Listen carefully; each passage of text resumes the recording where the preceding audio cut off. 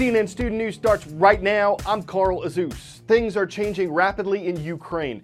Yesterday, more Russian troops reportedly entered Crimea. It's a southern region of Ukraine where there's a lot of support for Russia.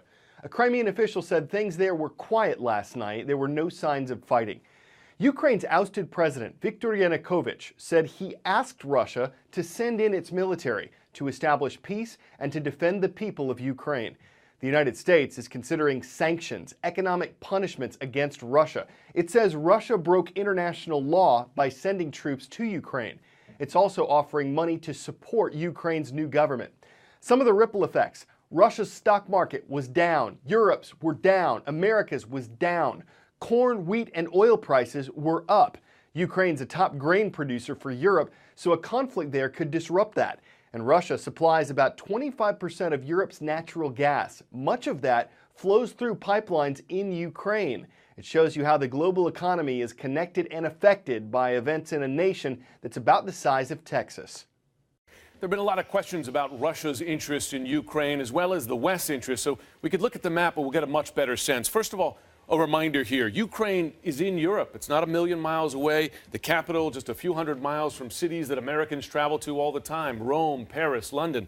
And look here, on its western border, 4 key American allies: Poland, Slovakia, Hungary, Romania, all members of NATO. And under NATO, the U.S. has an obligation, a treaty obligation, to defend them if they come under threat. Now, Ukraine not a member of NATO, but in recent years there's been a lot of talk about bringing them into a closer relationship. Let's get a better sense now of Russia's interest there. You look at Crimea. On the tip of that peninsula, the Sevastopol military naval base. This is the headquarters of Russia's Black Sea Fleet. It's their only warm water port. All the ports up north are frozen in winter. Access to the Black Sea, to the Mediterranean, the Atlantic, essential for Russia, and that's the first place that many of those 6,000 and even more Russian troops went when they crossed the border from Russia into Crimea, a reminder, sovereign Ukrainian territory. But let's look inside the country as well, because there's a real split between East and West there. Western part of the country here leans towards Europe. Only 5% of the population in these parts speak Russian, ethnic Russian. Eastern part of the country, 75% here, they speak Russian, they're ethnic, they feel the pull towards Russia. This part of the country feels the pull towards the West and Europe. Jim Sciutto, CNN, New York. From Ukraine, we're moving to Iran, a Middle Eastern nation of about 80 million people. Its Muslim leaders want that number to go up and fast. Iran's supreme leader says if people have 4 or 5 children and they're able to find jobs, they'll contribute to Iran's development. That jobs part may be the tough part. More than 18% of Iran's population is estimated to be living below the poverty line, and that's made some folks hesitant to have kids. Iran's population is still young, roughly 45% under 25, including these munchkins. But under an effective government family planning campaign designed to counter a baby boom during the 1980s, family size dropped drastically from 7 children to 2 today. They are worried about it. Analyst Saeed Leilaz says 40 years from now, Iran may not have enough young workers to drive the economy, doctors and nurses to care for the elderly, and soldiers to bolster the military. Authorities have already set plans this year to extend military duty from 21 months to 24. We have been too young 10 years ago, 15 years ago. We are too middle-aged people, and we will be too old people 20, 30 years later. This is very bad trend. Many here say the campaign to get Iranians to have more babies won't work because in a failing economy, they're choosing to stay single. It is very difficult to get married, let alone having a lot of babies. You mean in addition to me and a wife being poor, we should drag children into this too, asks Bachelor Behruz Mirzajani. 25-year-old Pejman Roshan and his wife say they do plan to add to the family. An only child is not good, says Roshan. I don't want my society to be old. It keeps the economy from growing. For the Roshans, the biggest challenge is convincing their son. Do you want brothers and sisters, asks Dad. No, clucks Ali. Reza Sayah, CNN, Tehran. Time for the shout out. Which of these events occurred in 1957? If you think you know it, shout it out. Was it when the first satellite launched, Korean War ended, color TV was introduced, or Disneyland opened. You've got 3 seconds. Go. The only one of these events that happened in 1957 concerned a satellite named Sputnik 1, the first man-made satellite in orbit. That's your answer, and that's your shout-out. Sputnik 1 lasted about a year before it re-entered Earth's atmosphere and burned up, but thousands of other objects we've launched into space don't do that. They just hang out in orbit, spinning around the Earth until they possibly hit something.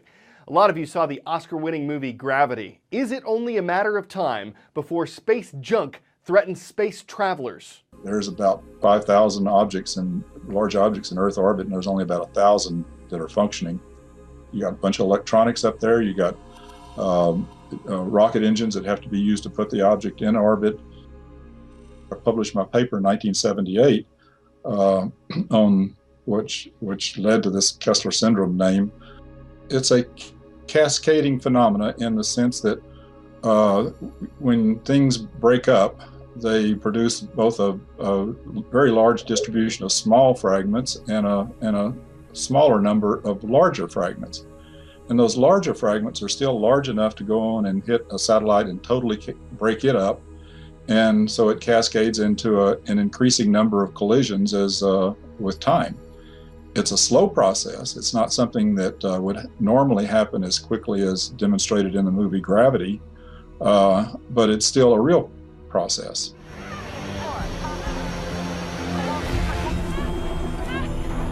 The film illustrated the larger fragments breaking things up, but at the same time there would have been a lot more small fragments doing things like penetrating the suits and causing leaks, or penetrating the capsules that the astronauts were in, causing leaks, making them uninhabitable. So, and that would be a much more probable thing to happen actually than the cascading that's shown. The space station was one of the first vehicles to be designed to be protected against orbital debris. And consequently, they had to, in order to get the safety that they wanted, they had to add shielding to all the habitation modules. And that shielding is to protect them against roughly marble-sized objects traveling at about 10 kilometers per second. They also had to worry about the larger stuff that would totally break up the space station if it were hit by a satellite. And so they do collision avoidance in order to avoid that. But there is a region between the 1 centimeter and the roughly 10 centimeter, which is the largest thing that they can track, where the space station is totally vulnerable. There's nothing they can do. They can't see it coming. They can't maneuver to get out of the way. And if it were to hit a module, it would be catastrophic to the people inside that module. Time for the CNN Student News Roll Call. It seems today's theme's about green. In Henderson, Nevada, we've got the Gators of Green Valley High School. In East Grand Forks, Minnesota, we've got the Green Wave of East Grand Forks Senior High. And finally, the Hornets. What's green about that? They're watching from Greenville Weston High School in Greenville, Mississippi. Alaska, not very green this time of year, but the snow, ice, and unexpected obstacles are all part of the Iditarod, what's known as the last great race. It started Sunday with this ceremonial trot through Anchorage. It'll cover about 1,100 miles, crossing 2 mountain ranges on a winding path to Nome. The modern version of this began in 1973, but its roots are in the early 1900s when sled dogs helped people get mail and supplies to mining camps in northwest Alaska.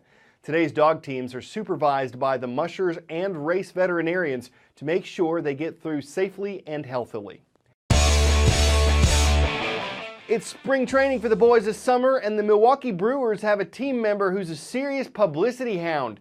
Meet Hank. He's probably around 2 years old, but no one knows for sure because he's a stray. He just wandered into the team's training camp one day. When they weren't able to find his owner, well, the Brewers just adopted him.